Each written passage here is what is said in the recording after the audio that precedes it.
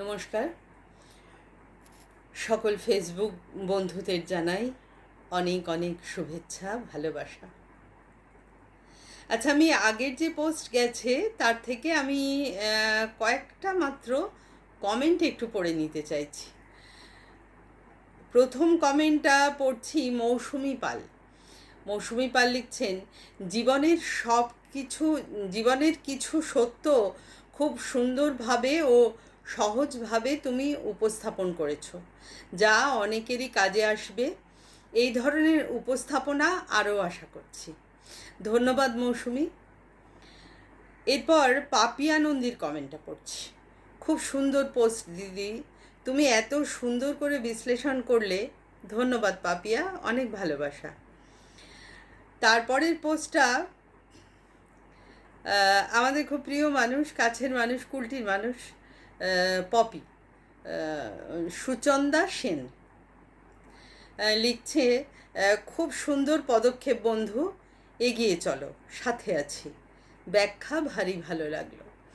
এইগুলো পড়লাম এই কারণে যে এই যে কমেন্টগুলো, এগুলো থেকে আমি বুঝতে পারছি যে আমি যা বলতে চাইছি তা মানুষ বুঝতে পারছে। আমি যা বলতে চাইছি তা যদি মানুষ বুঝতে না পারে, নিতে না পারে, তাহলে আমার বলা বৃথা। তাই এই কমেন্টগুলো আসলে আমি খুব ইন্সপায়ার্ড হই। আচ্ছা, এবার আসল কথায় যাই। যে বিষয়টা দিয়ে আমি শুরুটা করেছিলাম, যে যুদ্ধের পরিস্থিতি তখন চলছিল, সেই সময় যাতে আমরা নিজেদের মনটাকে শক্ত রাখতে পারি। তো যুদ্ধের পরিস্থিতি আপাতত একটু বন্ধ আছে, আর না হলেই ভালো হয়। কিন্তু জীবন যুদ্ধ তো চলতেই থাকবে, তাই আমাদের মন কিন্তু সবসময় স্টেডি মাইন্ড খুব দরকার। এবার একটা পয়েন্ট বলি এক্ষেত্রে, মাইন্ডকে যদি আমরা স্ট্রং করতে চাই, তাহলে একটা খুব জরুরি বিষয়, যেটা আজকাল মানুষ খুব বেশি মানে গুরুত্বহীন করে ফেলেছে, সত্যি কথা বলা।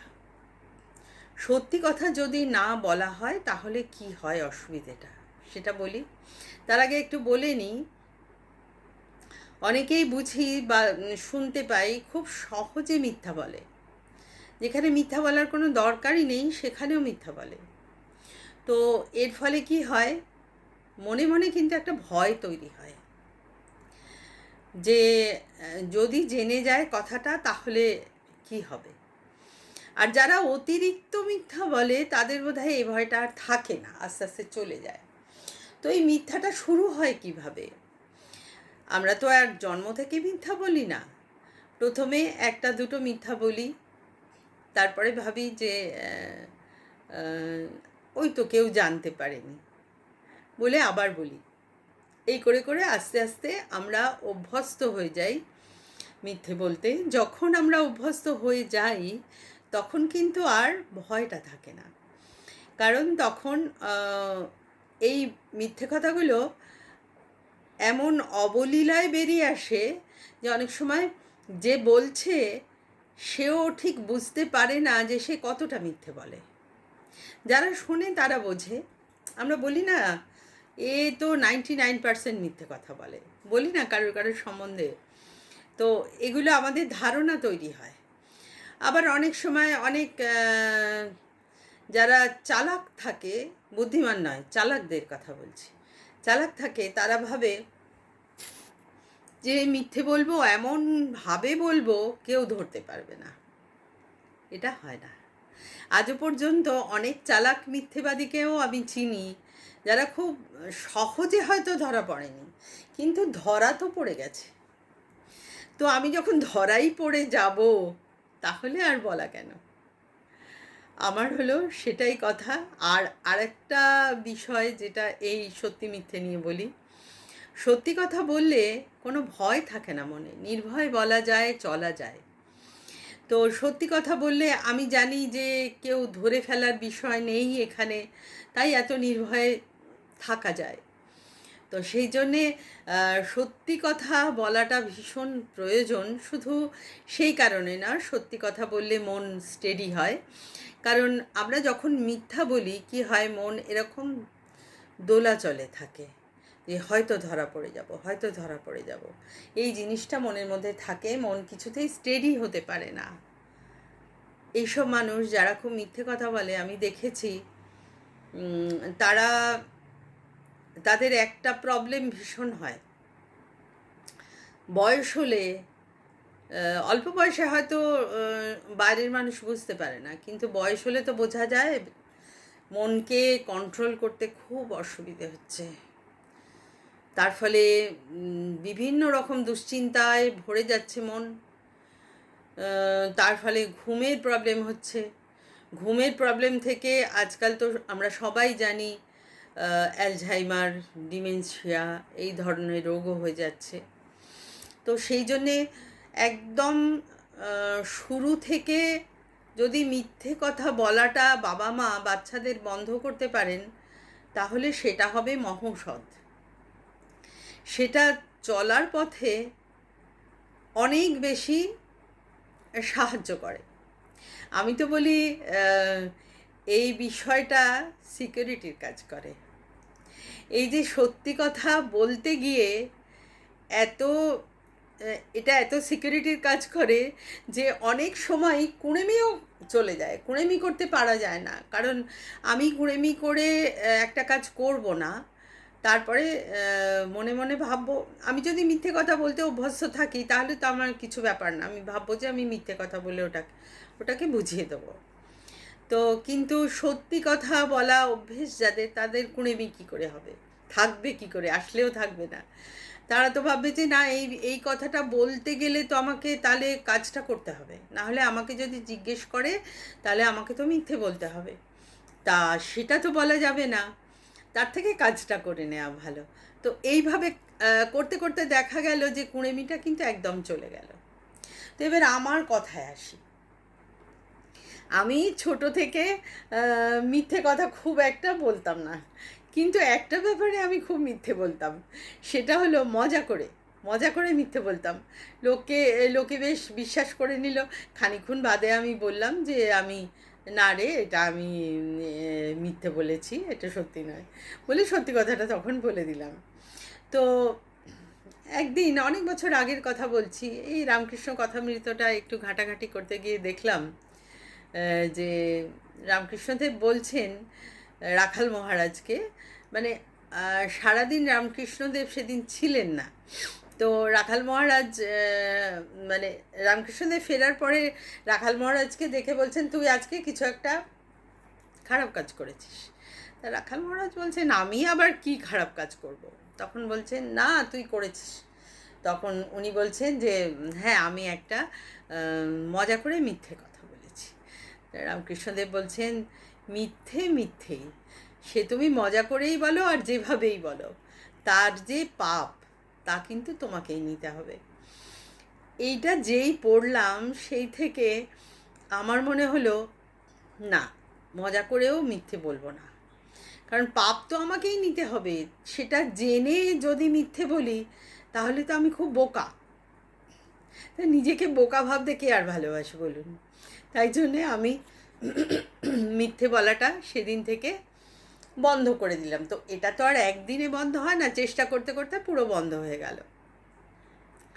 তো এমন পরিস্থিতি যখন আসে যে মিথ্যে আমাকে বলতেই হবে, উপায় নেই কোনো, তখন ওই দুটো একটা হয়তো কথাটাকে একটু অন্যভাবে বলি, হয়তো দুটো একটা শব্দ বাদ দিয়ে বললাম, তার ফলে কি হয়, অনেক অশান্তি থেকে বাঁচা গেল। এইটুকুই করি, এর বেশি কিছু না। কিন্তু টোটালি ব্যাপারটাকে একদম উল্টিয়ে পাল্টে অন্যরকম করে দিয়ে বলে দিলাম, এই জিনিসটা আমার মাথায় আসে না। আমি ঠিক এই জিনিসটা নিয়ে কোনো দিন মাথা ঘামাইনি, মানে ঘামানোর আমার প্রয়োজন মনে হয়নি, তাই জন্যে ঘামাইনি, তাই জন্যে আমার এই জিনিসগুলো ঠিক মাথায় খেলে না। তো এই এবার মিথ্যে কথা না বললে কি হয়, পার্সোনালিটিটা খুব সুন্দর তৈরি হয় একটা। কারণ যে মিথ্যে বলে না তার অনেক ভয় কেটে যায় মন থেকে, অনেক লোভ চলে যায়, অনেক সে কাজ করতে হয় বেশি, ইচ্ছা না থাকলেও কাজ করতে হয়, ফলে সে বেশ অ্যাক্টিভ পার্সন হয়ে যায়। হ্যাঁ, এইগুলো অনেক ভালো ভালো আর কি আমাদের প্রয়োজনীয় জিনিসগুলো আমাদের মধ্যে বেড়ে ওঠে, প্লাস কন্ট্রোলিং পাওয়ারটা যে আমাদের মধ্যে দেওয়া হয়েছে সেটা খুব ভালো কাজে লাগে মিথ্যে যদি না বলা হয়। তো নিজের কাছে ক্ল্যারিফিকেশন থাকা দরকার যে মিথ্যে কেন আমি বলবো না, সেটার কারণেই এতগুলো কথা বলা। আর মিথ্যে অনেক সময় হয়, এখন চারিদিকে মানুষ এত বেশি মিথ্যে বলে, তখন মনে হয় মানে it is next to impossible, কিন্তু তা নয়। চেষ্টা করলে কিন্তু মিথ্যে না বলে থাকা যায়।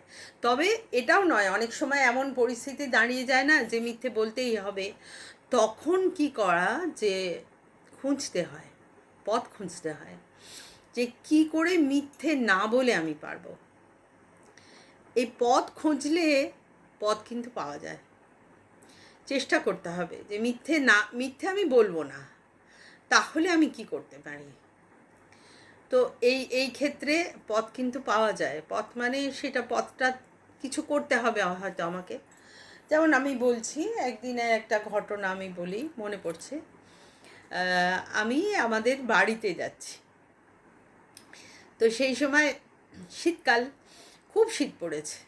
বেশি শীত পড়লে হয়তো হঠাৎ একটা দিন আমি চান করলাম না এরকম, বা সেদিন তাড়া ছিল বেরোনোর, সেই জন্য ভাবলাম এত ঠান্ডা পড়েছে আর সময়ও নেই হাতে, চলে যাই, চান করব না। কিন্তু বেরিয়ে মনে হলো যে চান যে করলাম না, এখন বাড়ি যাব, বাড়ি গেলে তো কোনোভাবে যদি আমার ভাইজি জেনে ফেলে যে আমি চান করিনি, তাহলে ও চান না করে প্রায় 3-4 দিন থাকে, তো ওর তো চান না করাটা আরও বাড়িয়ে দেবে ও। তাহলে এক্ষেত্রে আমি কি করব? যদি কেউ প্রশ্ন করে, এই চান করে এসছিস তো, মানে আমি তো খাওয়ার সময় যাচ্ছি, ন্যাচারালি মানুষ জিজ্ঞেস করবে চান করে এসছিস তো, তখন আমি কি করব? তখন আমি ভাবলাম যে দেখা যাক কী হয়। তো দেখলাম আমার তো কিছু করার নেই তখন অ্যাজ সাচ। তো আমি তখন ভাবলাম যে দেখি না কি হয়, আগে থাকতে ভেবে বসবো না অনেক কিছু, দেখি। তারপরে দেখলাম যে কেউই কিন্তু আমাকে জিজ্ঞেস করলো না যে আমি চান করেছি কি না, কিন্তু প্রত্যেক বাড়ি হয় একজন ওই বাড়িতে আছে আমাকে জিজ্ঞেস করে, চান করে এসছো তো? তখন আমি বলি যে হ্যাঁ চান করে এসছি, মানে খেতে দেবে বলে জিজ্ঞেস করে। তো আমি বলি হ্যাঁ চান করে এসছি, তখন খেতে দেয়। তো কিন্তু সেইবারে অদ্ভুতভাবে কেমন জিজ্ঞেসই করলো না আমাকে। তো যার ফলে আর আমি গেলে তো আমার ভাইজি আমার আশেপাশে ঘুরঘুর করে, তো ও সেখানেই ছিল। আমি দেখলাম কেমন সুন্দর ম্যানেজ হয়ে গেল জিনিসটা, যেহেতু আমি তো বলতে চাইছিলাম না মিথ্যেটা, বারবার ভেবেছি যে আমি মিথ্যে বলবো না। এটা কিন্তু ল অফ অ্যাট্রাকশান হয়ে যায়, যেটা আমরা বারবার ভাবি সেটা ল অফ অ্যাট্রাকশান হয়ে যায়। তো এই ল অফ অ্যাট্রাকশান নিয়ে আমি আগেও বলেছি যে আমি অন্য একদিন বলবো। আজকে তো এবারে আমি বলে দেব, গতকাল আমি আমার যে ভিডিও গেছে তাতে বলেছিলাম মন শক্ত করার প্রাণায়াম আর ধ্যান, এই দুটো আমি বলে দেবো। আমি বোধহয় ধ্যানটা বলার সময় পাবো না, একটু বেশি সময় লাগবে, অন্ততপক্ষে প্রাণায়ামটা বলে দিই। ওটা খুব ছোট্ট বিষয়, সহজ বিষয়, বলে দিই। প্রথমে 3টে শর্ত আছে প্রাণায়ামের। জানলা দরজা খোলা থাকবে, একদম স্টেডি হয়ে বসতে হবে, আর পেট খালি থাকবে। এই 3টে হচ্ছে প্রাণায়ামের শর্ত। আর এবার প্রাণায়ামটা বলি কিভাবে করা হবে। যদি ঘুমের থেকে উঠে খালি পেটে করে নিতে পারেন খুব ভালো হয়। আর সবসময় একটা কথা খেয়াল রাখবেন, প্রাণায়াম করার কিন্তু আধ ঘন্টা আগে কিছু খাওয়া যাবে না, বড় জোর 15 মিনিট বাদে একটু জল খাওয়া যেতে পারে, এর বাইরে কিন্তু কিছু খাওয়া যাবে না। আধ ঘন্টা বাদে কিন্তু সলিড ফুডও খাওয়া যেতে পারে।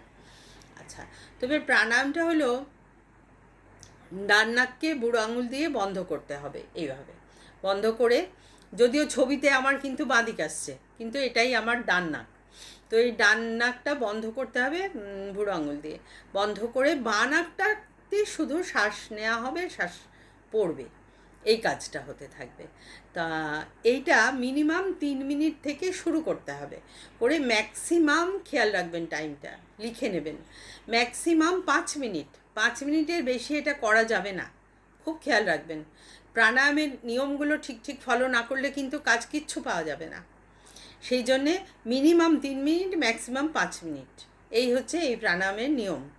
এইটা হচ্ছে চন্দ্র নাড়ি, যেটা বাঁদিকে চলে সেটাকে সক্রিয় করে। চন্দ্র নাড়ি যার সক্রিয় থাকে তার কিন্তু মাথা ঠান্ডা, শরীর ঠান্ডা, সব কিছু ঠান্ডা থাকে। তখন আমরা সমস্ত পরিস্থিতি ট্যাকেল করা আমাদের পক্ষে খুব সহজ হয়ে যায়। আজ এত পর্যন্তই। সবাই ভালো থাকবেন। ধন্যবাদ।